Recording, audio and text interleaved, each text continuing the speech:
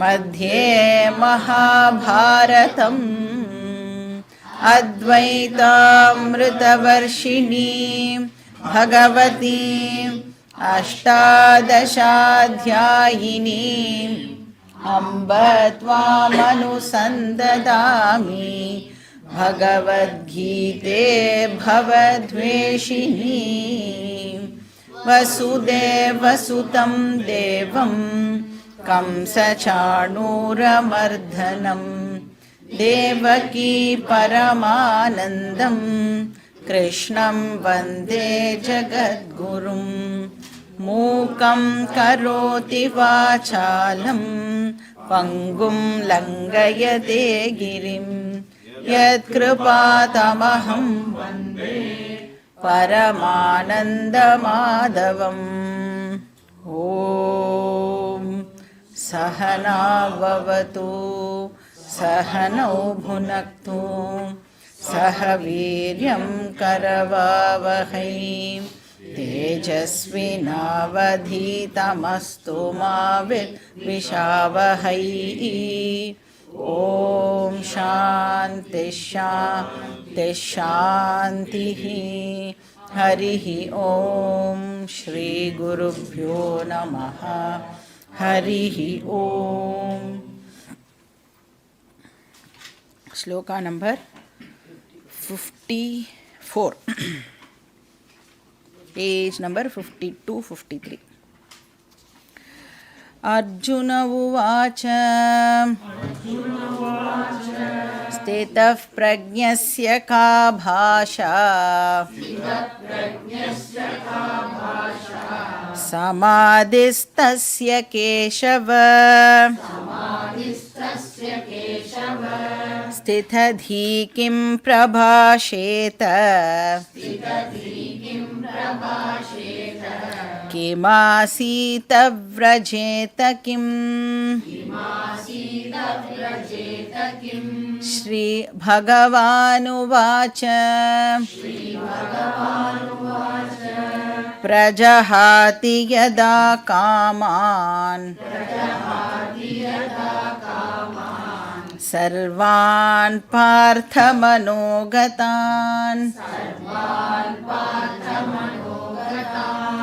आत्मन्येवात्मना तुष्टः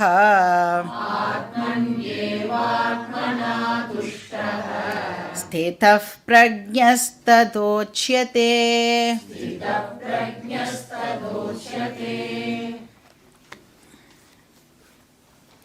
so இப்போ நாம் ரெண்டாவது அத்தியாயத்தோட ஃபைனல் டாப்பிக்கில் இருக்கோம். ஸோ இன்னும் கொஞ்சம் ஸ்லோகம் போச்சுன்னா ரெண்டாவது அத்தியாயம் கன்க்ளூட் ஆகிடும். ஸோ இப்போ நாம் பார்த்துட்டுருக்கிற டாப்பிக்கு பேர் ஸ்தித பிரஜ்ஞ டாபிக். இப்போ இந்த டாபிக் ஏன் ஆரம்பிக்கிறது அப்படின்னா, அர்ஜுனன் கிருஷ்ணர்கிட்ட கேட்குறான், ஸ்தித பிரஜ்ஞன் அப்படிங்கிறவா எப்படி இருப்பா அப்படின்னு கிருஷ்ணர்கிட்ட அர்ஜுனன் கேட்குறான். இப்போ சப்போஸ் ஒரு பர்சன் சாஸ்திரத்தில் சொல்லியிருக்கிற மாதிரி ஒரு வேதத்தில் சொல்லியிருக்கிற மாதிரி தன்னுடைய வாழ்க்கையை அமைச்சுண்டு அப்புறம் அதுபடி அதாவது ஒரு ரிலீஜியஸ் லைஃப்பை லீட் பண்ணிட்டு அது கர்மயோகம் அப்படின்னு சொல்கிறோம். கர்மயோகமாக வாழ்க்கையை வாழ்ந்துட்டு அப்புறம் இந்த ஞான யோகமும் சப்போஸ் அவர் போய் ஒரு டீச்சர்கிட்ட போய் இதெல்லாம் படித்த ஞானமும் அந்த பர்சனுக்கு வந்துடுது அப்படின்னா, அப்படிப்பட்ட ஒரு பர்சன் எப்படி இந்த லைஃப்பை இந்த லைஃப்பில் இருப்பார். ஸோ ஸ்தித பிரஜ்ஞ லக்ஷணானி, இந்த சொசைட்டியில் தன்னை எப்படி கண்டக்ட் பண்ணிப்பார், இதுதான் அர்ஜுனனுடைய கேள்வியாக இருக்குது. இப்போ நம்ம பார்த்தோம், ஒரு பர்சன் இப்போ ஸ்தித பிரஜ்ஞனா ஆகணும் அப்படின்னா அதுக்கு 3 ஸ்டேஜஸை க்ராஸ் பண்ணி இருக்கணும் அப்படின்னு பார்த்தோம். இப்போ ஃபஸ்ட்டு ஸ்டேஜ் என்னது, ஒரு ரிலீஜியஸ் லைஃப் ஸ்டைல், அதாவது கர்மயோகமான ஒரு வாழ்க்கை முறையை அந்த பர்சன் ஃபாலோ பண்ணியிருக்கணும். ஏன்னா அது பண்ணுறதுனால என்ன கிடைக்க போகிறது, சித்த சுத்தி கிடைக்க போகிறது. மைண்டு இப்போது நல்லா பியூரிஃபை ஆகும். அதை தான் நம்ம ஞான யோக்கியதா அப்படின்னு சொல்கிறோம். அப்போது ஒரு பர்சன் கர்மயோகம் ஃபாலோ பண்ணி என்னவா ஆகிறார்னா ஞான யோக்கியகாவா ஆகிறார். இது வந்து ஃபஸ்ட்டு ஸ்டேஜ். அதுக்கப்புறம் என்ன பண்ணணும், அந்த பர்சன் இப்போது வெறும் கர்மயோகம் பண்ணி விட்டுடலாமா அப்படின்னா கர்மயோகம் பண்ணுறதே வேஸ்ட்டாக போயிடும். கர்மயோகமே எதுக்கு பண்ணணும், ஞான யோகத்துக்கு போகிறதுக்காக தான் இந்த கர்மயோகமே பண்ணணும் இல்லையா. அப்போது அந்த பர்சன் வந்து ஒரு இந்த மாதிரி systematic study of scriptures for a length of time under a teacher பண்ணினார் அப்படின்னு சொன்னால் என்ன ஸ்கிரிப்சர்ஸ் படிக்கணும், வேதாந்தா ஸ்கிரிப்சர்ஸை படிக்கணும். அப்படி படித்தாதான் அந்த பர்சன் இப்போ அந்த ஞான யோக்கியா அப்படிங்கிற பர்சன் இப்போ என்னவா மாறுவார் அப்படின்னா பிராக்ஞகாவா அந்த பர்சன் இப்போது ஆகிறார். ஸோ ஃபஸ்ட்டு ஸ்டேஜ் ஞான யோக்கியதா, ரெண்டாவது ஸ்டேஜ் டீச்சர்கிட்ட படிக்கிறது மூலமாக அந்த ஞானமானது ஏற்படுறது. அதனால் அந்த பர்சன் இப்போ பிராக்ஞகாவாக ஆகிறார். பிராக்ஞகா ஆர் ஞானி அப்படின்னு அந்த பர்சனை நாம் வந்து சொல்லலாம். ஸோ பிராக்ஞா ஸ்டேட்டஸ் மட்டும் போருமா, வெறுமா ஞானம் மட்டும் வந்தால் போருமா அப்படின்னா அது மட்டும் போராது.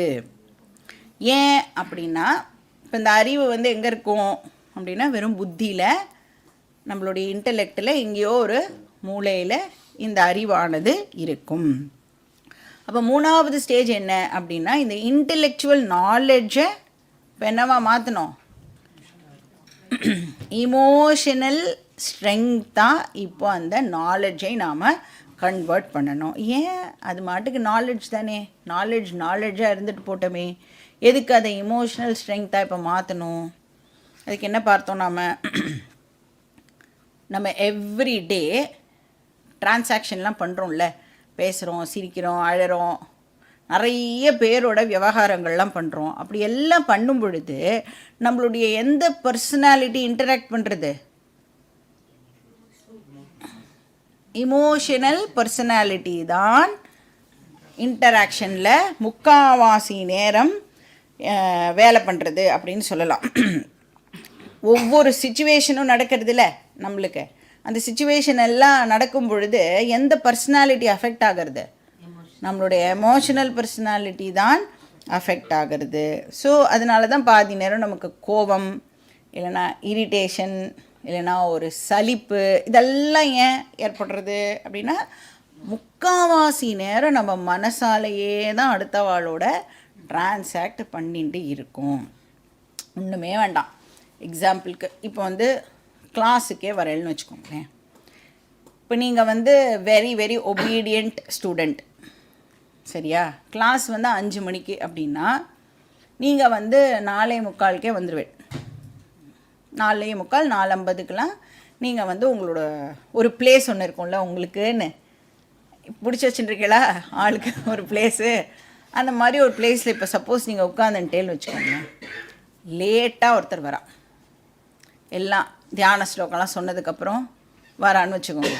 அவள் வந்து இப்போ இந்த இடத்துல உங்களுக்கு முன்னாடி நேராக வந்து குடுன்னு உட்காரான்னு வச்சுக்கோங்க. இப்போ என்ன ஆகும், நமக்கு நம்ம வந்து நன்னா இந்த இடம் காலியாக இருக்குது, இதை நான் ரொம்ப நாளாக உட்காந்துட்டுருக்கேன் அப்படின்னு சொல்லிவிட்டு நம்ம வந்து இங்கே ஒரு பிளேஸை போட்டு வச்சா லேட்டாகவும் வந்துட்டு நம்மக்கிட்ட பர்மிஷன்லாமும் கேட்காம ஒரு பர்சன் நம்மளுக்கு முன்னாடி வந்து இப்போ உட்காந்தா அப்படின்னா இப்போ என்ன ஆகிடும், மறைக்கும்.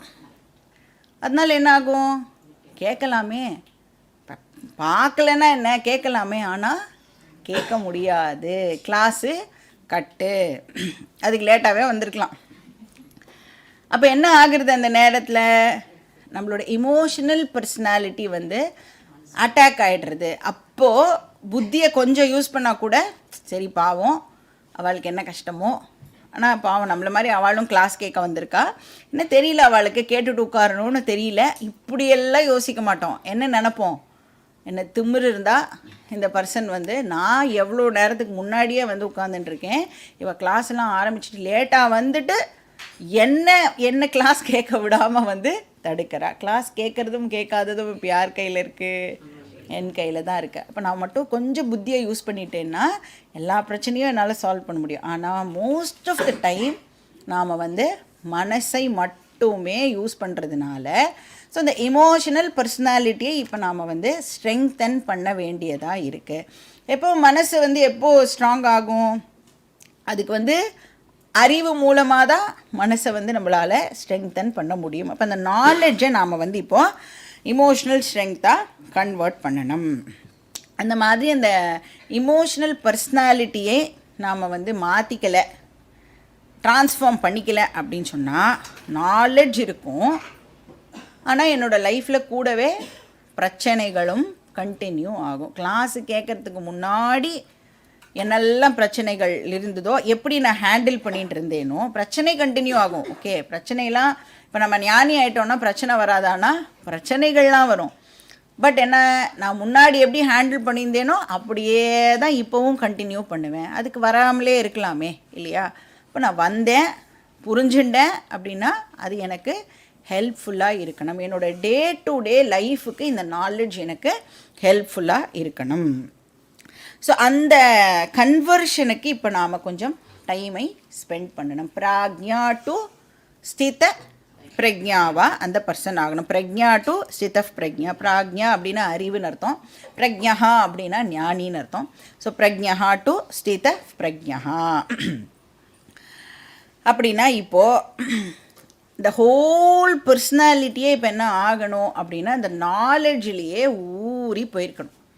அதனால தான் என்ன சொல்லுவான்னா, இந்த குலோப் ஜாமுன் மாதிரி இந்த ரசத்தில் ஊறிண்டே இருக்கிறதுனால குலோப் ஜாமுனோட எந்த பீஸ் எடுத்து சாப்பிட்டாலும் எப்படி இருக்கும், அது ஸ்வீட்டாகவே இருக்கும் இல்லையா? அந்த மாதிரி இந்த அறிவு அப்படிங்கிற அந்த ஜீராவில் வந்து மொத்த பர்சனாலிட்டியையும் போட்டு நாம் ஊற வைக்கணும். அப்போ எந்த நிமிஷம் இந்த நாலேஜ் எனக்கு தேவைப்படுறதோ அப்போ அவைலபிளாக இருக்கணும் அப்படின்னா அதை வந்து இமோஷனல் ஸ்ட்ரெங்க்த்தாக கன்வெர்ட் பண்ணி இருந்தால் மட்டுமே முடியும். ஸோ எஸ்பெஷலி எனக்கு ப்ராப்ளம் என்னோடய லைஃப்பில் வந்து ஏதோ ஒரு க்ரைசிஸ் சுச்சுவேஷனில் நான் இருக்கேன் அப்படின்னா அப்போது இந்த நாலேஜ் நம்மளுக்கு டெஃபினட்டாக ஹெல்ப்ஃபுல்லாக இருக்கணும். அப்படி ஹெல்ப்ஃபுல்லாக இருக்கணும்னா இந்த பர்சன் ஸ்தித பிரக்ஞனாக இருந்தால் மட்டுமே அது வந்து சாத்தியப்படும். பிரச்சனையே இல்லை அப்படின்னா வேதாந்தமே வேண்டாமே இல்லையா? இப்போ க்ரைசிஸ் போது ஹெல்ப் பண்ணணும். ஸோ இந்த ப்ராசஸ் வந்து பிரக்ஞா டு ஸ்தித பிரக்ஞா, ஞானம் டு ஞான நிஷ்டா அப்படின்னு சொல்லலாம். இதுதான் வந்து 3வது ஸ்டேஜ். இப்படி யார் வந்து தன்னோட மைண்டை ப்யூரிஃபை பண்ணிட்டு நாலெட்ஜை அடைஞ்சு அந்த நாலெட்ஜை ஸ்திரமாக ஆக்கிறாளோ, நிஷ்டாவாக ஆக்கிறாளோ, அவளை வந்து ஸ்தித பிரக்ஞா அப்படின்னு சொல்கிறோம். ஆர் ஞான நிஷ்டா அப்படின்னு அந்த பர்சனை நாம் வந்து கூப்பிடலாம். ஆர் இன்னொரு பேர் என்ன அப்படின்னா ஜீவன் முக்தகா அப்படின்னும் அந்த பர்சனுக்கு பேரை கொடுக்கலாம்.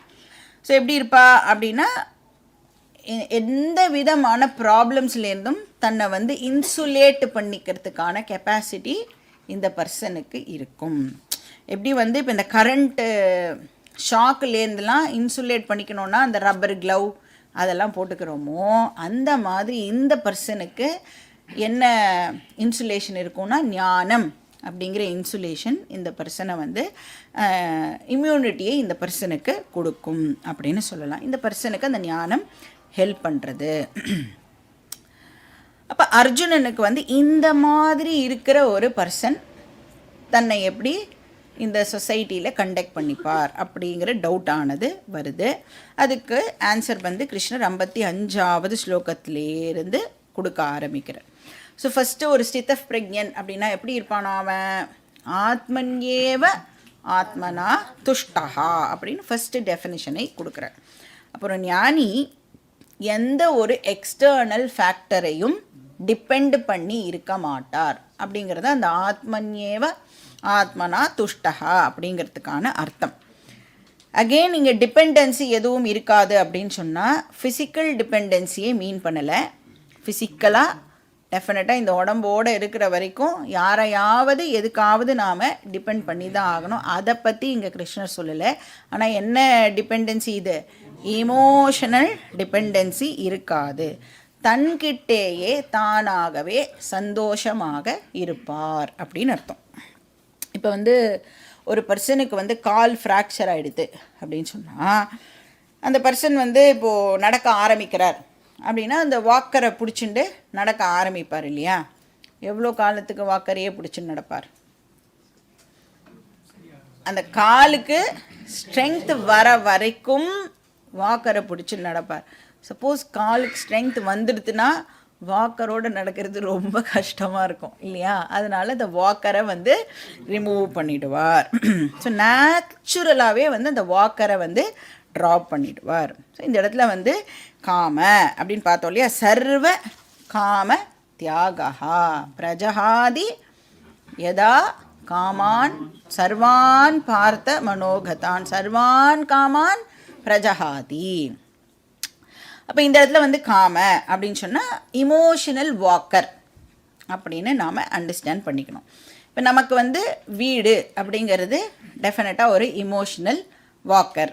அதுக்கப்புறம் வந்து ஆஃபீஸ் போனோம் அப்படின்னா ஆஃபீஸ் வந்து ஒரு இமோஷ்னல் வாக்கர்.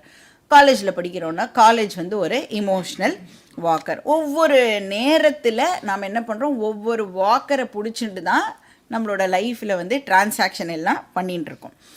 ஒன்ஸ் எனக்கு வந்து இமோஷ்னல் ஸ்ட்ரென்த் வந்துடுது அப்படின்னா, இந்த நாலேஜை நான் வந்து இமோஷ்னல் ஸ்ட்ரென்த்தாக கன்வெர்ட் பண்ணிட்டேன் அப்படின்னு சொன்னால், இந்த இமோஷனல் வாக்கர்ஸ் எல்லாம் இல்லாமலேயே என்னால் வந்து டிரான்சாக்ட் பண்ண முடியும்.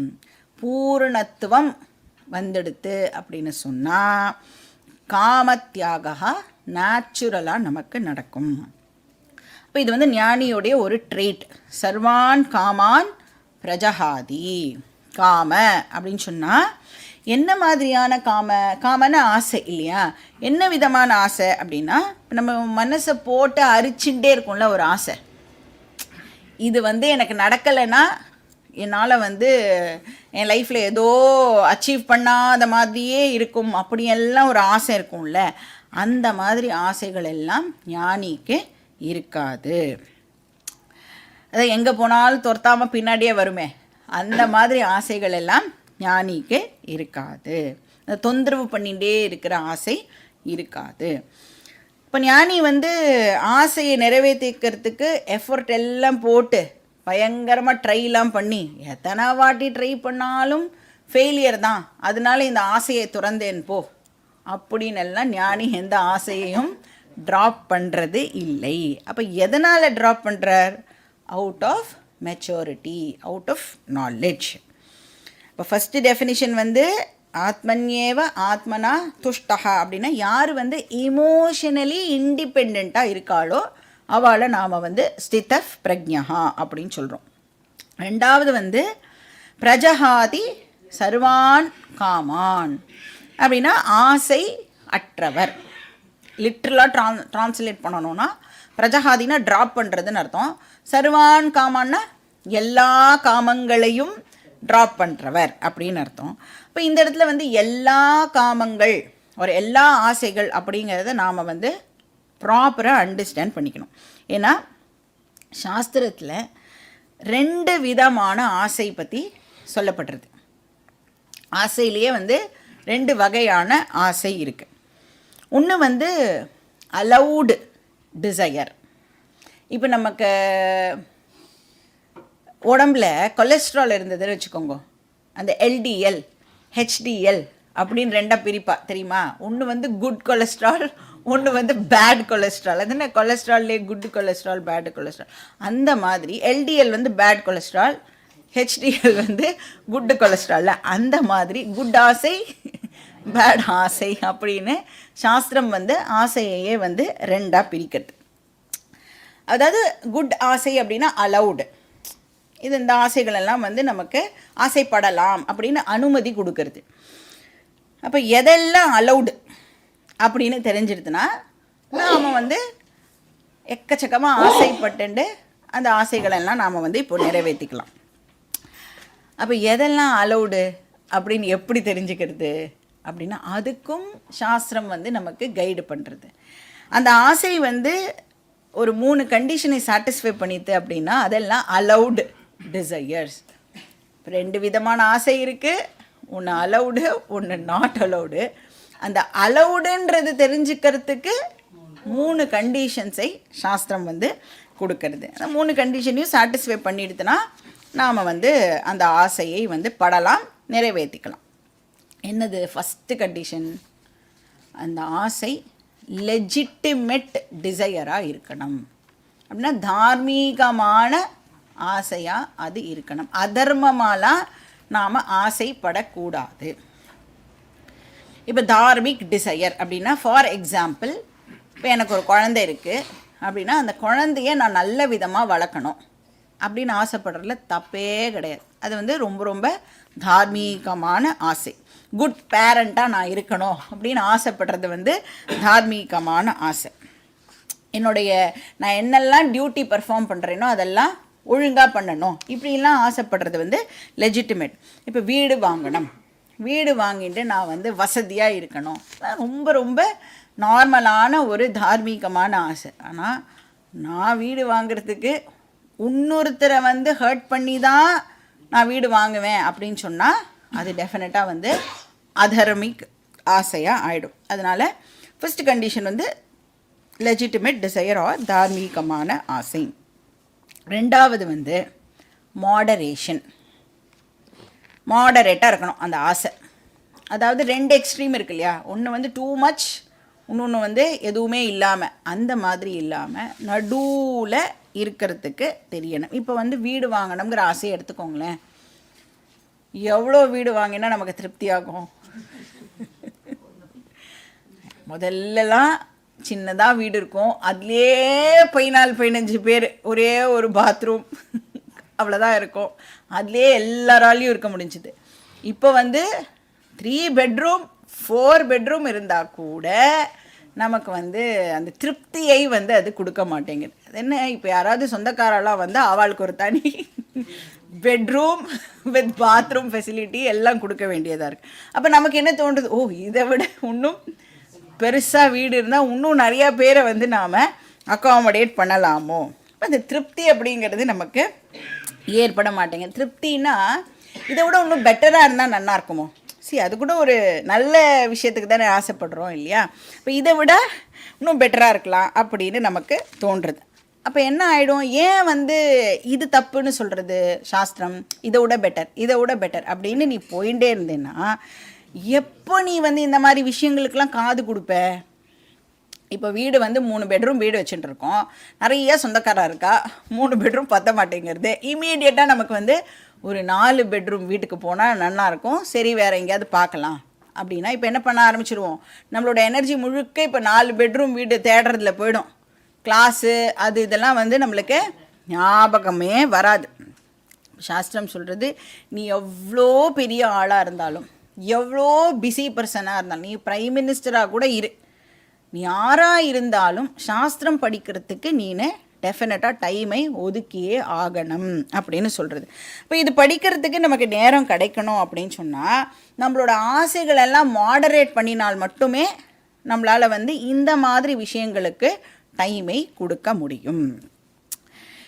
அப்போ இந்த மாதிரி விஷயங்கள்னால் எய்தர் நாம் வந்து இந்த மாதிரி கிளாஸ் அட்டென்ட் பண்ணுறது, இல்லைனா கிளாஸை ரிவைஸ் பண்ணுறது, நோட்ஸை திருப்பி எடுத்து பார்க்குறது, நோட்ஸ் எழுதுறது, சத்சங்கத்தில் இருக்கிறது. இந்த மாதிரி நீங்கள் வந்து சத்சங்கத்திலையே இருந்தேன்னா, சத்சங்கம்னா என்ன மாதிரி சத்சங்கம், கிளாஸ் ரிலேட்டட் சத்சங்கத்தில் இருந்தேள் அப்படின்னா இந்த மாதிரி விஷயங்களையே மறுபடியும் நமக்கு வந்து சிந்திக்கிறதுக்கு ஈஸியாக இருக்கும். வேறு ஏதோ ஒரு சத்சங்கம்னா அங்கே டோட்டலி டிஃப்ரெண்ட் டாப்பிக்காக இருக்கும், அங்கே போய்டும் நம்ம மனசு. ஆல்ரெடி மனசு வந்து ரெடியாக இருக்குது, எப்படா எஸ்கேப் ஆகலாம், இதெல்லாம் ரொம்ப கஷ்டமாக இருக்கே, இந்த ஞானம்லாம் நமக்கு ஒத்து வராது போல இருக்கே அப்படின்னால மனசு எங்கேயோ போய்டும். எப்பயுமே ரொம்ப ரொம்ப கேர்ஃபுல்லாக அந்த மனசை வந்து கொஞ்ச காலம் வரைக்கும், இப்போ இங்கே என்ன படிக்கிறோம் அப்படிங்கிற ஒரு கிரிப்பு கிடைக்கிற வரைக்கும் மனசை வந்து அந்த செடியெல்லாம் வளர்ப்பாள்ல, அந்த மாடெல்லாம் சாப்பிடக்கூடாது அப்படின்னு சொல்லிட்டு ஒரு வேலியெலாம் போட்டு, அந்த மாதிரி நாமளே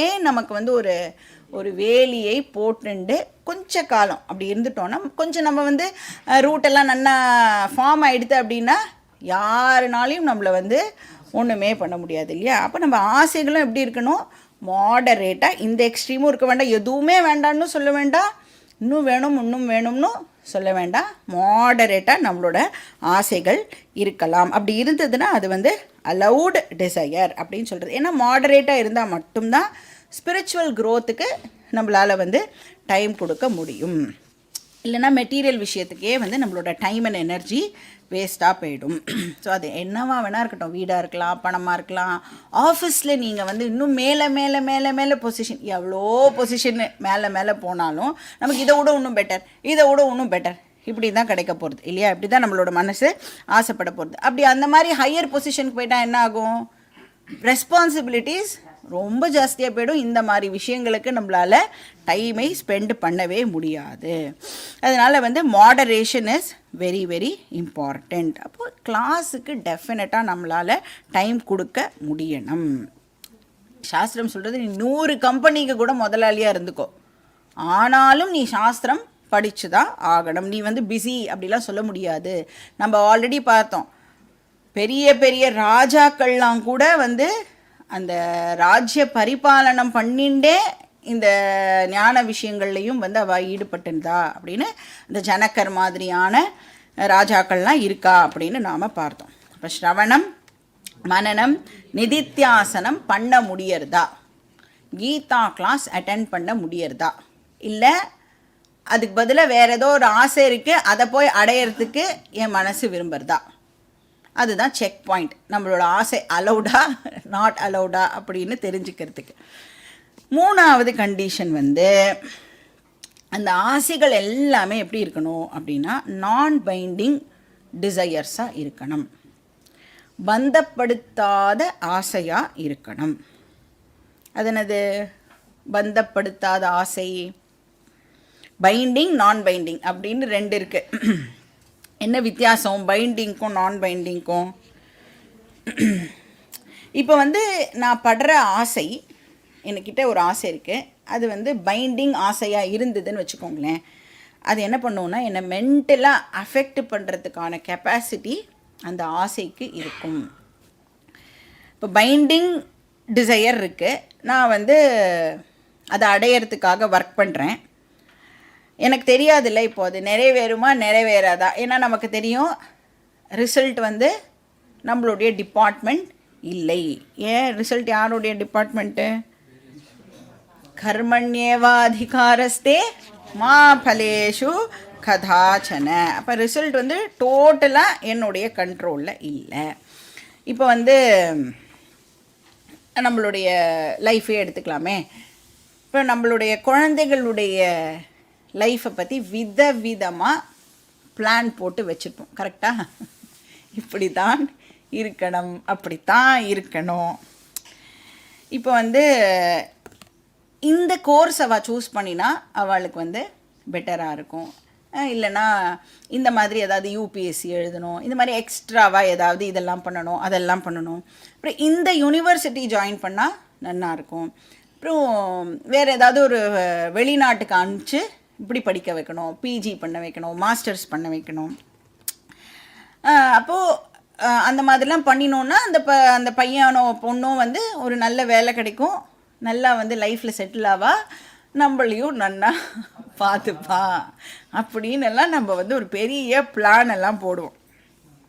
ஆனால் இப்போ நீங்கள் வந்து இன்ஜினியரிங் சயின்ஸ் ரிலேட்டடாக ஏதாவது படிக்கணும் அப்படின்னு உங்கள் பசங்கக்கிட்ட சொன்னேன்னா அந்த பையனோ பொண்ணோ வந்து இல்லை எனக்கு மியூசிக்கில் தான் இன்ட்ரெஸ்ட் இருக்கு, இல்லை ஐ ஆம் டோட்டலி இன்ட்ரெஸ்டட் இன் ஸ்போர்ட்ஸ், எனக்கு படிப்புலாம் வேண்டாம், நான் வந்து ஏதோ ஒரு கிரிக்கெட்டோ ஃபுட்பாலோ இல்லை ஏதோ ஒரு கேம் எடுத்துட்டு நான் வந்து அதில் பெரிய ஆளாக ஆறேன் அப்படின்னு சொல்லலாம். இப்போ பைண்டிங் டிசையராக இருந்தது அப்படின்னு சொன்னால் என்ன ஆகும்? மனசு ஒத்துக்குமா? இதை வந்து அந்த குழந்தைய வந்து படித்து தான் ஆகணும் அப்படின்னு வந்து டார்ச்சர் பண்ணி நீ வந்து ஸ்போர்ட்ஸ் எல்லாம் வந்து சாப்பாடு போடுமா அப்படின்னு கேட்டு நாம் என்ன பண்ணுவோம்? இதை தான் பண்ணி ஆகணும் அப்படின்னு சொல்லுவோம். அப்போ இந்த ஒவ்வொரு பைண்டிங் டிசையருமே எப்படிப்பட்டதுன்னா டைம் பாம் மாதிரி, எப்போ எது எங்கே வெடிக்கும் அப்படின்னு நமக்கு தெரியவே தெரியாது, எப்போ நம்மளை டிஸ்டர்ப் பண்ணோம் அப்படிங்கிறதே வந்து தெரியாது. அதனால அந்த டைம் பாம் எல்லாம் இப்போ நாம் டிஃப்யூஸ் பண்ணணும். அந்த வயர்லாம் கட் பண்ணுவாள்ல, சினிமாவில் பார்த்துருக்கேன்ல, அந்த மாதிரி அந்த பைண்டு பண்ணுற ஒயர் இருக்குல்ல, இப்போ அதை நாம் கட் பண்ணி அந்த டிசையரெல்லாம் நான் பைண்டிங் டிசையராக இப்போது ஆக்கணும். அப்போ வாட் இஸ் எ நான் பைண்டிங் டிசையர்? எப்படி வந்து அந்த டிசையர் நான் பைண்டிங்காக இருக்கும் அப்படின்னா, ப்ராப்பர் அண்டர்ஸ்டாண்டிங் இருந்தது அப்படின்னு சொன்னால் டெஃபினட்டாக என்னால் வந்து நான் பைண்டிங் டிசையர்ஸை வச்சுக்க முடியும். என்ன ப்ராப்பர் அண்டர்ஸ்டாண்டிங்? இப்போ எனக்கு இந்த மாதிரி ஒரு ஆசை இருக்குது, இப்போ என் குழந்தை வந்து இந்த கோர்ஸ் பண்ணணும் அப்படின்னு நான் ஆசைப்படுறேன். ஆனால் அந்த ஆசையை வந்து நிறைவேற்றிக்கிறதுக்கு என்னெல்லாம் வழி உண்டோ அதெல்லாம் நான் ட்ரை பண்ணுவேன்.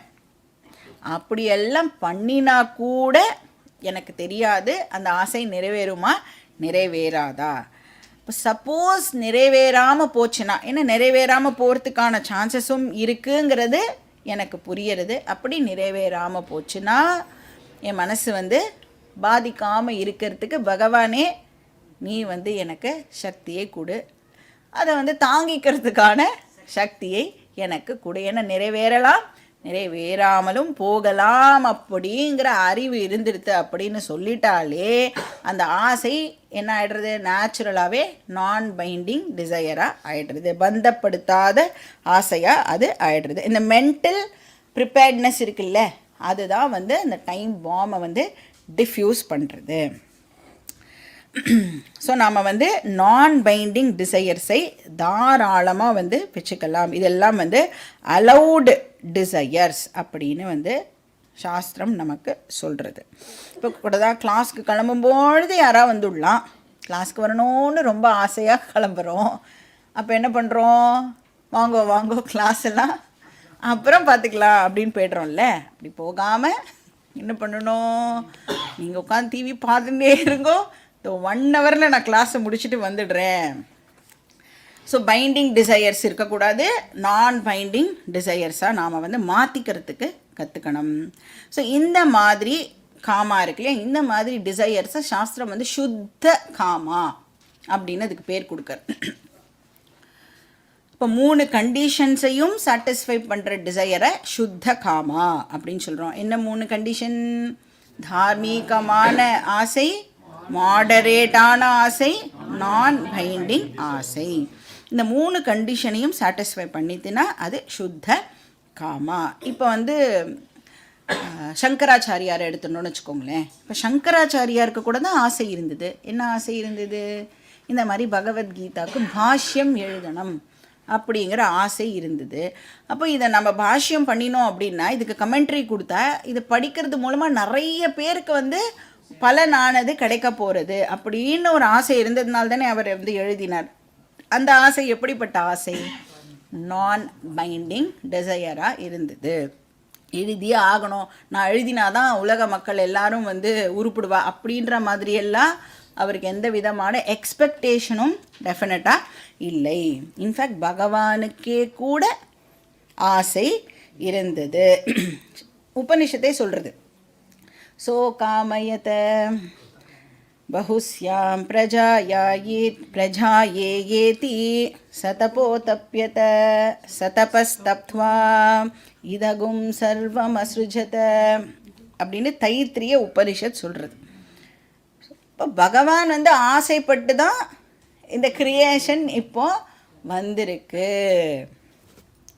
அப்போ பகவானுக்கு ஆசை இருந்தது அப்படின்னு சொன்னால் அவரும் வந்து நம்மளை மாதிரி ஒரு பந்த புருஷனாக ஆயிடுவார் தானே.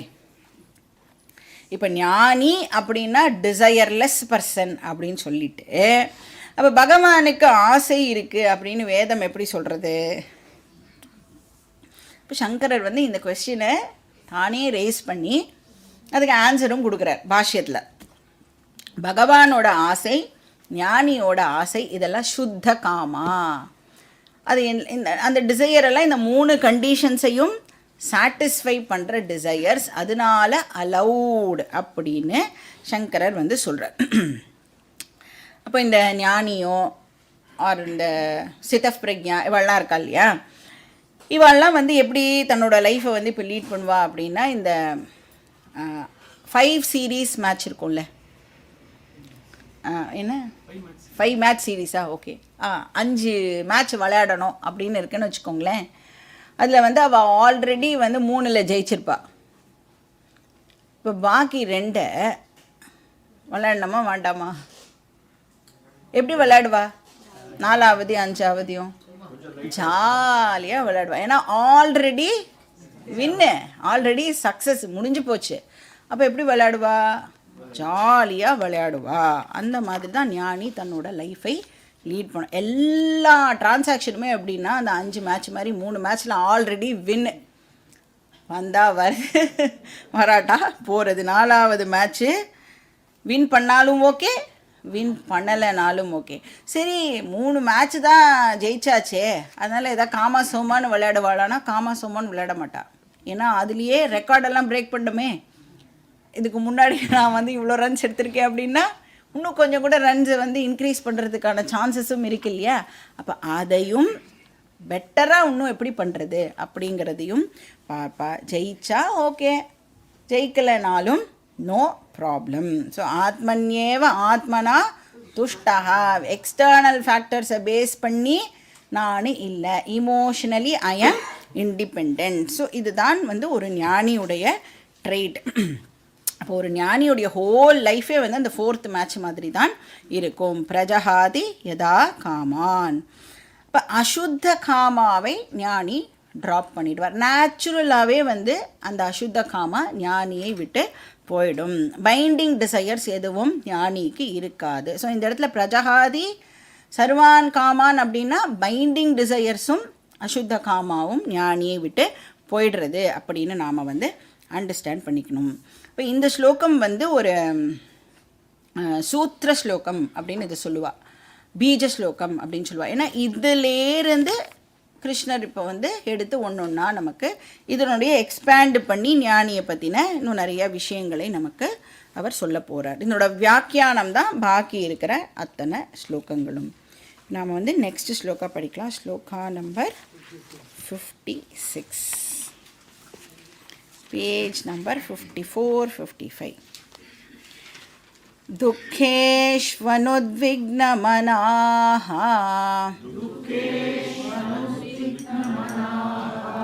சுகேஷு விகதஸ்பிருஹः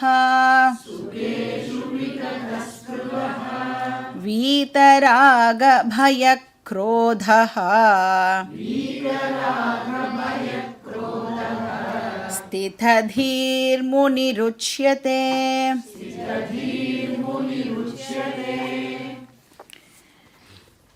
ஸோ எப்படி ஞானி தன்னோட லைஃப்பில் ஏற்படுற ஈவெண்ட்ஸுக்கெல்லாம் ரெஸ்பாண்ட் பண்ணுவார். அதுவும் எஸ்பெஷலி கஷ்டமான சிச்சுவேஷன் வந்தது அப்படின்னு சொன்னால் ஞானி அவருடைய ரெஸ்பான்ஸ் எப்படி இருக்கும். அப்போ இதுலேருந்து என்ன கிளியராக தெரியுது? ஞானிக்கும் கஷ்டமான சிச்சுவேஷன்ஸ் வாழ்க்கையில் வரும். ஏன்னா இப்போ நாம் என்ன கோத்ரூ பண்ணின்னு இருக்கோமோ அதுக்கு பேர் பிராரப்தம் அப்படின்னு பேர் இல்லையா. அந்த பிராரப்தம் ஆல்ரெடி ஆரம்பிச்சிருது. இப்போ இந்த பாடி இருக்கிற வரைக்கும் பிராரப்தம் டெஃபினட்டாக கண்டினியூ ஆகும். இப்போ பிராரப்தம் அப்படின்னு சொல்லிட்டாலே அதில் பாபம் அண்ட் புண்ணியம் மிக்ஸ்டு. அதனால் சுகம் அண்ட் துக்கம் மிக்ஸ்டாக தான் அந்த லைஃப் ஆனது இருக்கும். ஏன்னா அந்த பிறப்பே பிராரப்தத்தினால தான் இப்போ நம்மளுக்கு கிடச்சிருக்கு. அதனால் சாகர வரைக்கும் பிராரப்தம் இருக்கும். இப்போ பாபம் அண்ட் புண்ணியம் மாறி மாறி எல்லாரையும் அஃபெக்ட் பண்ணியே ஆகும். பட் ஞானிக்கு என்ன ஒரு அட்வான்டேஜ் இந்த விஷயத்தில் அப்படின்னா, ஞானி ஃப்ரெஷ் பாபம் அண்ட் புண்ணியமை இன்கர் பண்ண மாட்டா. ஆகாமி இருக்குல்ல, ஆகாமி ஞானிக்கு கிடையாது. ஆனால் பிராரப்தம் டெஃபினட்டாக அஃபெக்ட் பண்ணும். ஞானிக்கு பிராரப்தம் உண்டு. சஞ்சிதம், ஆகாமி, பிராரப்தம் இதெல்லாம் ஞாபகம் இருக்கோ? சப்போஸ் ஞாபகம் இல்லைன்னா அது என்னுடைய பிராரப்தம் அப்படின்னு நான் எடுத்துக்கிறேன். அப்போ ஞானி ஆகிறதுக்கு முன்னாடி என்னெல்லாம் கர்மா பண்ணினாலோ அந்த கர்மாவுடைய ரிசல்ட்டு ஞானியை அஃபெக்ட் பண்ணுமா பண்ணாதா? ஞானியாக ஆகிறதுக்கு முன்னாடி ஞானி என்னெல்லாம் ஆக்ஷன்ஸ் எல்லாம் பண்ணாரோ அதுக்கான ரிசல்ட்டே இப்போ ஞானியை அஃபெக்ட் பண்ணுமா பண்ணாதா? என்ன சொல்கிறார் கிருஷ்ணர்? அனுத் விக்ன மனாஹா. ஞானியோடைய மைண்ட் இப்போ எப்படி இருக்கும்? ஞானியை அஃபெக்ட் பண்ணுமா பண்ணாதான்னு கேட்டால் என்ன ஆன்சர் பண்ணணும்? ஞானி வந்து இமோஷ்னலாக ரொம்ப ரொம்ப ஸ்ட்ராங்காக இருப்பார் இல்லையா? ஞானம் அப்படிங்கிற ஷாக் அப்சார்பர் வந்து ஞானிக்கிட்ட இப்போ இருக்குது. ஞானம்ங்கிற இன்சுலேஷன் இருக்குது. இந்த வண்டியிலலாம் ஷாக் அப்சார்பர் இருக்கே, இல்லாமல் போனால் எப்படி இருக்கும் இல்லையா? அதுவும் நம்மளோட ரோடுக்கு எப்படி இருக்கும்? அதுவும் எஸ்பெஷலி இந்த ஏரியா ரோடுக்கு ஷாக் அப்சர்வர் இல்லாமல் போனோன்னா முடிஞ்சுது. ஸோ ஷாக் அப்சர்வரோடு ட்ராவல் பண்ணினோன்னா டிஸ்டர்பன்ஸ் வந்து டெஃபினட்டாக மினிமமாக இருக்கும். சரி, இந்த இன்சுலேஷன், இந்த இம்யூனிட்டி இதெல்லாம் ஓவர் நைட்டில் நமக்கு வந்து கிடச்சிடுமா அப்படின்னா ஓவர் நைட்டில் நடக்கிற விஷயம் இல்லை. இது வந்து எப்படி இருக்குன்னா கிராஜுவலாக தான் இந்த ப்ராக்ரஸை நம்மளால் வந்து பார்க்க முடியும். நம்மளுடைய க்ரோத்தே, ஸ்பிரிச்சுவல் க்ரோத்தே எப்படி இருக்கும்னா கிராஜுவலாக தான் இருக்கும். அப்போ இந்த டீச்சிங்கை வந்து நம்மளுடைய மனசு உள் வாங்கிக்க over a period of time நம்மளால் வந்து அந்த டிரான்ஸ்ஃபர்மேஷனை வந்து கண்டுபிடிக்க முடியும். ஸோ மைண்ட் வந்து கிராஜுவலாக ஸ்ட்ராங் ஆகிறதா இல்லையா அப்படின்னு எப்படி தெரிஞ்சுக்கலாம்? நம்ம மைண்டோட ஸ்ட்ரென்த்தை எப்படி மெஷர் பண்ணுறது? அதாவது இந்த கீதா டீச்சிங் இருக்குல்ல, நம்ம வந்து இவ்வளோ நாள் அட்டன் பண்ணுறோமே, இது வந்து உண்மையாகவே எனக்கு யூஸ் ஆகிறதா இல்லையா அப்படின்னு எப்படி தெரிஞ்சுக்கிறது? நம்மளை நாமளே வந்து மெஷர் பண்ணி பார்த்துக்கலாம். அகெயின் நல்லா ஞாபகம் வச்சுக்கணும், அடுத்த வாழை மெஷர் பண்ணக்கூடாது. அடுத்தவா எப்படி இருக்கா? இந்த கீதா டீச்சிங் ஒருத்தருக்கும் அவாளுக்காக படிக்கிற விஷயம். இப்போ எப்படி அதை தெரிஞ்சுக்கலாம் அப்படின்னா, இப்போ வந்து ஃபார் எக்ஸாம்பிள் ஒரு நாளைக்கு நான் வந்து ஒரு 10-15 வாட்டி மென்டலாக டிஸ்டர்ப் ஆவேன். என்ன ஒரு சின்ன விஷயமும் என்னை வந்து உடனே அஃபெக்ட் பண்ணிடும். இப்படி இந்த பென் இங்கே தான் இருக்கணும்னா அங்கே தான் இருக்கணும். என் வீட்டில் என் குழந்தை எடுத்து இங்கே வச்சுருத்தேன்னா என்னால் வந்து அதை ஒத்துக்க முடியாது. அப்போ சின்ன சின்ன சின்ன சின்ன விஷயங்களுக்கெல்லாம் கூட நான் வந்து டிஸ்டர்ப் ஆவேன். ஸோ லிட்ரலி ஒரு நாளைக்கு வந்து ஒரு 20-25 வாட்டி வந்து என் மைண்டு வந்து அஃபெக்ட் ஆகிறது அப்படின்னு சொன்னால், அண்ட் நான் யார் கூட பேசினாலும் சண்டை போடாமல் என்னால் பேச முடியாது. எப்பா பாரு பிரச்சனை தான். நான் பேசினாலே முடிச்சுன்னு வரும்பொழுது சண்டைனால தான் அந்த பேச்சு வந்து முடிஞ்சிருக்கும். ஏன் யாருமே என்னுடைய எக்ஸ்பெக்டேஷனுக்கு ஏற்ற மாதிரி நடந்துக்க மாட்டேங்கிறா. அந்த அந்த மாதிரி எனக்கு என்னோடய எக்ஸ்பெக்டேஷனுக்கு யாரும் மேட்ச் ஆகாததுனால ஈஸியாக வந்து என்னோடய மைண்ட் வந்து டிஸ்டர்ப் ஆகிடுறது. பட் இப்போ கிளாஸு கேட்க கேட்க நமக்கு என்ன புரிய வரும்? அடுத்த வாழை நம்மளால் ஒன்றுமே பண்ண முடியாது, மாற்றவே முடியாது அப்படிங்கிறத மனசு இப்போ புரிஞ்சிக்க ஆரம்பிக்கும். புத்திக்கு ஃபஸ்ட்டு அந்த அறிவு வந்துடும். மாறணும்னா நீ தாண்டா மாறணும், அடுத்த வாழெல்லாம் உன்னால் மாற்ற முடியாது அப்படின்னு புத்திக்கு ஆல்ரெடி இன்ஃபர்மேஷன் வந்திருக்கும். ஆனால் மனசு வந்து அதை பிலீவ் பண்ணுறதுக்கு என்ன தேவைப்படுறதுனா டைம் தேவைப்படுறது. மனசு வந்து திருப்பி ரிப்பீட்டடாக அதை சொல்லி தான் மனசை வந்து நம்மளால் ட்ரெயின் பண்ண முடியும். அப்போ ரிப்பீட்டடாக இதை வந்து கேட்டுகிட்டே இருக்கும் பொழுது, இந்த கிளாஸ்லாம் over a period of time நம்ம வந்து அட்டென்ட் பண்ணிட்டு இருக்கும் பொழுது மனசு வந்து புரிஞ்சுக்க ஆரம்பிக்கிறது, எஸ் அடுத்த வாழை நம்மளால் மாற்றவே முடியாது அப்படிங்கிற அறிவு வந்த உடனே அந்த மென்டல் டிஸ்டர்பன்சஸ் எல்லாம் இப்போது கொஞ்சம் கொஞ்சமாக வந்து குறைய ஆரம்பிக்கும். சில பேர்லாம் பார்த்தீங்கன்னா ஒரு டேயில் ஏதாவது கொஞ்ச நேரம் மட்டும்தான் காமாகவே இருப்பா, பாக்கி நேரம் எல்லாம் வந்து ஏதோ ஒரு இரிட்டேஷன் இல்லை கோபம் அந்த மாதிரியே இருப்பாள். இப்போ இந்த நாலெட்ஜினால் நம்ம காமாக இருக்கிற டைமு இன்க்ரீஸ் ஆகி இருக்கா, அதை நாம் செக் பண்ணலாம். இது நமக்கே நாமளே வந்து டெஃபினட்டாக செக் பண்ணிக்கலாம் இல்லையா? இமோஷ்னல் டிஸ்டர்பன்சஸ் இல்லாமல் அண்டு அந்த ஃப்ரீக்குவென்சி இருக்குல்ல, ஒரு நாளைக்கு 25 வாட்டி நான் வந்து டிஸ்டர்ப் ஆவேன் அப்படின்னு சொன்னால் அது இப்போது 10 வாட்டியாவோ 15 வாட்டியாவோ குறைஞ்சிருக்கா. இதை வந்து நாம் அப்சர்வ் பண்ணி தெரிஞ்சுக்கணும். எல்லாமே தானாகவே எனக்கே வந்து நான் வந்து ஒரு நாளைக்கு 10 வாட்டி நடந்தது 15 வாட்டி நடந்தது தானாகவே ஏதாவது ஸ்பூரிக்குமானா தானாகவே ஸ்பூரிக்காது. இதுக்கெல்லாம் நாம் கொஞ்சம் எஃபர்ட் போட்டு நம்மளோட மைண்டை நாமளே இப்போது வாட்ச் பண்ண ஆரம்பிக்கணும். அப்போ தானே நம்மளை மாற்றிக்க முடியும் இல்லையா?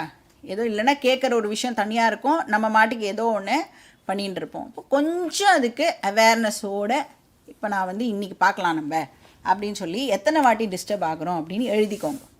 அந்த 1 1 1 1 போட்டுன்னு கடைசியாக கவுண்ட் பண்ணி அது ஒரு 4-5 நாள் பண்ணி பாருங்க, எத்தனை வாட்டி குறைஞ்சிருக்கா, அந்த நம்பர் ஆஃப் டைம்ஸ் வந்து குறைஞ்சிருக்கா அப்படிங்கிறத செக் பண்ணிக்கலாம்.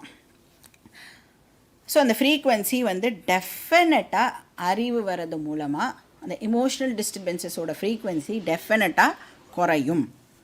ரெண்டாவது, அந்த மென்டல் டிஸ்டர்பன்ஸோடைய இன்டென்சிட்டினா தீவிரம். அதோட தீவிரத்தை எப்படி மெஷர் பண்ணுறது? இப்போ சப்போஸ் மனசு பாதிச்சிருக்குன்னு வச்சுக்கோங்களேன். இப்போது அந்த பாதிப்புடைய தீவிரம் கம்மியாக இருந்தது அப்படின்னு சொன்னால் அது என்ன பண்ணுவோன்னா லைட்டாக ஒரு டிஸ்டர்பன்ஸை க்ரியேட் பண்ணி விட்டுட்டு போயிடும். சும்மா ஒரு லைட்டாக ஒரு சலசலப்பு அதோடு போயிடும். சப்போஸ் அதனுடைய தீவிரம் வந்து ஜாஸ்தியாக இருக்குது அப்படின்னு சொன்னால் அது இப்போ எப்படி எது மூலமாக நான் எக்ஸ்ப்ரெஸ் பண்ணுவேன்? வாக் மூலமாக நான் வந்து இப்போது அதை எக்ஸ்ப்ரெஸ் பண்ணுவேன். அப்போது மனசுலேருந்து ஓவர்ஃப்ளோ ஆகி இப்போது என்னுடைய வாய் வழியாக அந்த டிஸ்டர்பன்ஸு வெளியில் வருது. வாக்குன்னா நம்மளுடைய பேச்சு. நம்மளோட மனசு வந்து பாதிக்கப்பட்டிருக்கு அப்படிங்கிறத நாம் பேசுகிற பேச்சை வச்சு ஈஸியாக நம்மளால் கண்டுபிடிக்க முடியும்.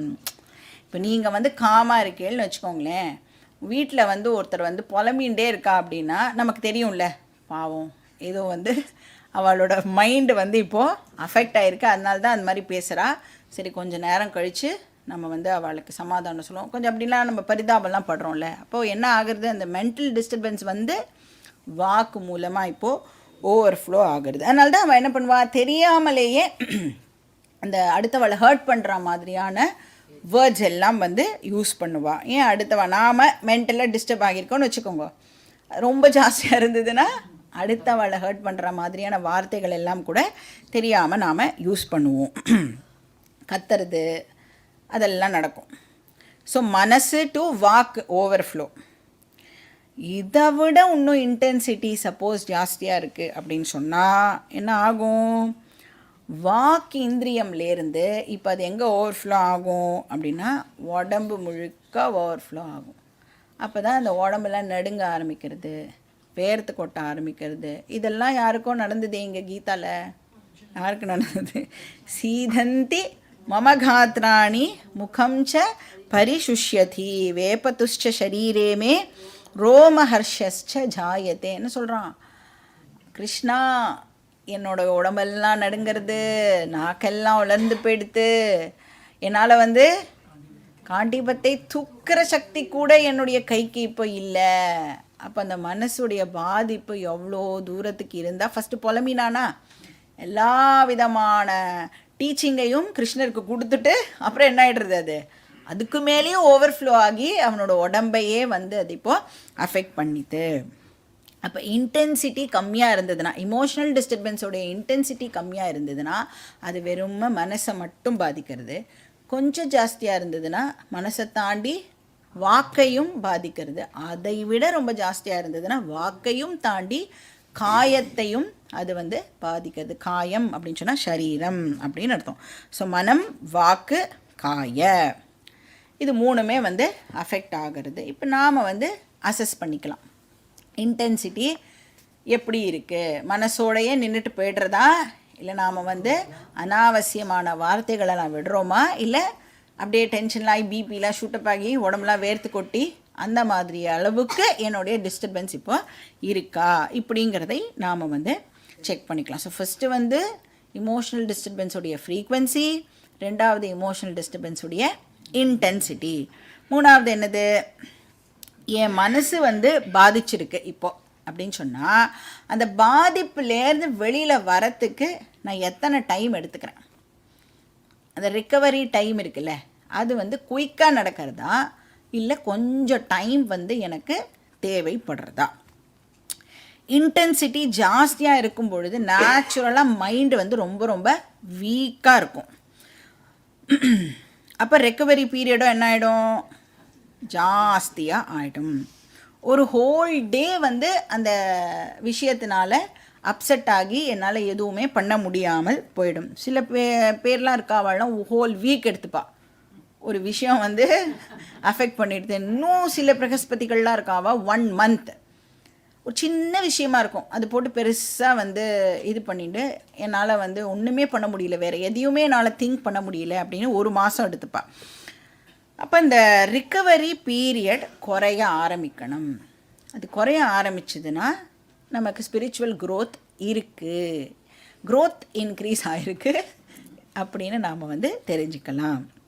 ஸோ மைண்டு வந்து ஸ்ட்ராங்காக ஆகிறது அப்படின்னு அர்த்தம். ரிக்கவரி பீரியட் கம்மி ஆக ஆக மென்டல் ஸ்ட்ரென்த்து இன்க்ரீஸ் ஆகிறது அப்படின்னு அர்த்தம்.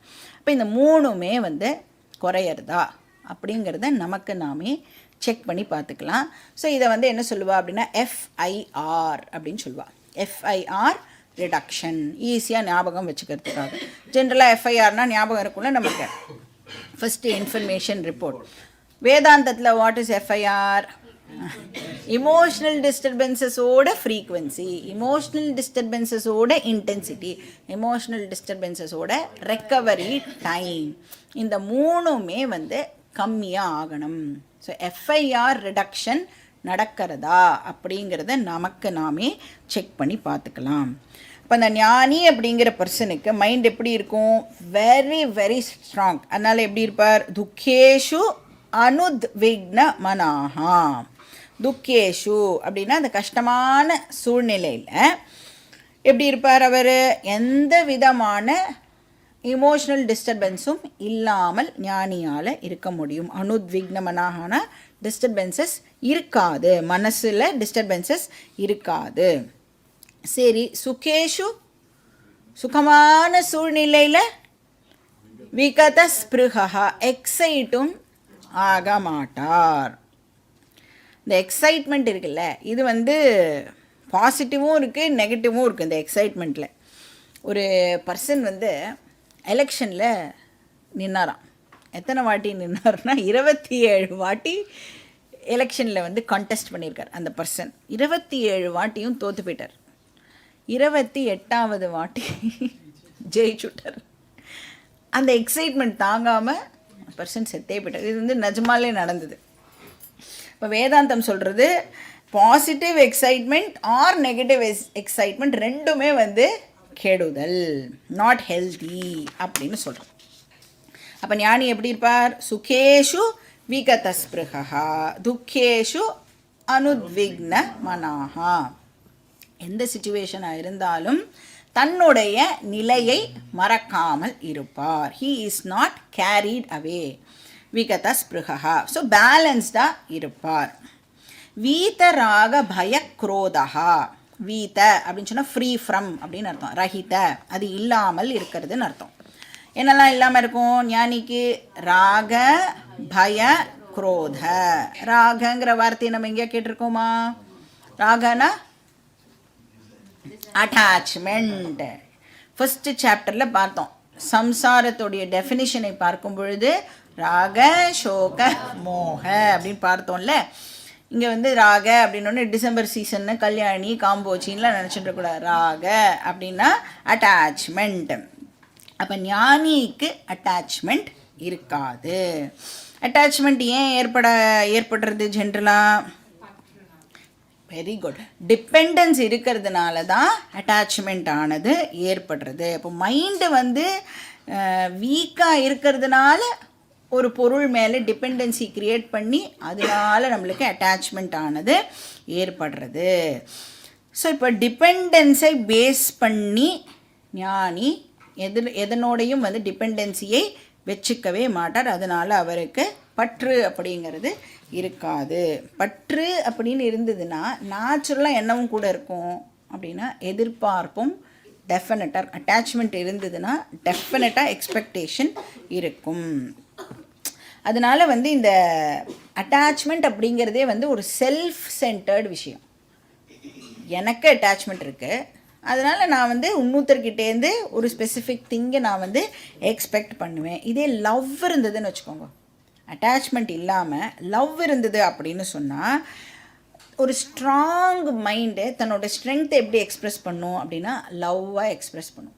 ஒரு வீக் மைண்டு வீக்னஸ் எப்படி எக்ஸ்ப்ரெஸ் பண்ணுன்னா அட்டாச்மெண்ட்டாக எக்ஸ்ப்ரெஸ் பண்ணும். இதுதான் டிஃப்ரென்ஸு அட்டாச்மெண்ட்டுக்கும் லவ்வுக்கும். அப்போ அட்டாச்மெண்ட் செல்ஃப் சென்ட்ரிக்காக இருக்கும், லவ் வந்து செல்ஃப்லெஸ்ஸாக இருக்கும். இப்போ லவ்வில் வந்து எக்ஸ்பெக்டேஷன் எல்லாம் எதுவும் இருக்காது, அட்டாச்மெண்ட்டில் எக்ஸ்பெக்டேஷன் இருக்கும். இப்போ லவ் வந்து எப்படி ஏற்படுறது அப்படின்னா இவாளுக்கு என்னால் என்ன பண்ண முடியும், இவாளுக்கு நான் என்ன கான்ட்ரிபியூட் பண்ண முடியும் அப்படிங்கிறதுனால இந்த லவ் ஆனது ஏற்படுறது. அட்டாச்மெண்ட் எதனால் ஏற்படுறது, இவா கிட்டேந்து எனக்கு என்ன கிடைக்கும். அது நம்ம பசங்களாக கூட இருக்கட்டுமே, பசங்கக்கிட்டேருந்து என்ன எதிர்பார்ப்போம், பசங்க மூலமாக எனக்கு சொசைட்டியில் நல்ல பேர் இருக்கணும், பசங்க மூலமாக எனக்கு சொசைட்டியில் ஒரு ஸ்டேட்டஸ் ஆனது இருக்கணும், உங்களை மாதிரி ஒரு பேரண்ட்ஸ் உண்டா அப்படின்னு யாரை வச்சு சொல்லுவான், பசங்களை வச்சு தான் சொல்லுவா இல்லையா. அப்போ அதுக்கு பேர் என்னது, அட்டாச்மெண்ட். இப்படியெல்லாம் எதிர்பார்ப்பு இருந்ததுன்னா நாம் நம்ம பசங்க மேலே வச்சுருக்கிறதுக்கு பேர் அட்டாச்மெண்ட் அப்படின்னு அர்த்தம். அதனால இந்த அட்டாச்மெண்ட் இருந்தது அப்படின்னு சொன்னால் நேச்சுரலாக நான் என்ன பண்ணுவேன், அந்த எக்ஸ்பெக்டேஷனும் கூட இருக்கு இல்லையா, அந்த எக்ஸ்பெக்டேஷனுக்கு ஏற்ற மாதிரி 100% நடந்துக்கணும் அப்படின்னு அவளை கண்ட்ரோல் பண்ணுறதுக்கும் நாம் வந்து ட்ரை பண்ணுவோம். அதனால தானே பசங்க வந்து இதுதான் பண்ணணும் அதுதான் பண்ணணும் இப்படி பண்ணினா தான் கரெக்ட் அப்படின்னு அந்த மாதிரி கண்ட்ரோலிங் வேலையெல்லாம் நாம் வந்து பண்ணுறோம். ஏன்னா அந்த கண்ட்ரோலே எதுக்கு பண்ணுறேன், என்னுடைய பெனிஃபிட்டுக்காக அந்த கண்ட்ரோலிங் வேலையெல்லாம் பண்ணுறேன். இப்போ அந்த பர்சனுக்கு நான் வந்து ஃப்ரீடம் கொடுக்க மாட்டேன். இதே லவ் அப்படின்னு சொன்னால், அன்பு அப்படின்னு சொன்னால் எனக்கு என்ன அண்டர்ஸ்டாண்டிங் இருக்கும், எல்லாருமே அதே ஃப்ரீடமை தானே எதிர்பார்க்குறா, நான் எப்படி ஃப்ரீயாக இருக்கணும்னு ஆசைப்படுறேனோ அந்த மாதிரி தானே என்னை சுற்றி இருக்கிற ஒரு பர்சனும் ஃப்ரீயாக இருக்கணும், I should not be controlled அப்படின்னு ஆசைப்படுவா. அதனால அவளுக்கு அந்த ஃப்ரீடமை நாம் கொடுக்கணும். இப்போ அட்டாச்மெண்ட்டில் கண்ட்ரோல் பண்ணுறதுக்கு நினைப்பா, லவ்வில் அந்த கண்ட்ரோலிங் விஷயம் இருக்காது, ஃப்ரீடமை கொடுப்பா. அதனால் பூஜ்ய சுவாமிஜி பியூட்டிஃபுல்லாக ஒரு சேயிங் சொல்கிறார், to the extent you give freedom to others to be what they are, to that extent you are free அப்படின்னு சொல்கிறார். பாக்கி டீட்டெயில்ஸ் நம்ம நெக்ஸ்ட் கிளாஸ்லேயே பார்க்கலாம். ஓம் பூர்ணமதః பூர்ணமிதம் பூர்ணாத் பூர்ணமுதச்யதே பூர்ணஸ்ய பூர்ணமாதாய பூர்ணமேவாவசிஷ்யதே. ஓம் சாந்தி சாந்தி சாந்தி. ஹரிஹி ஓம் ஸ்ரீ குருப்யோ நமः. ஹரிஹி ஓம்.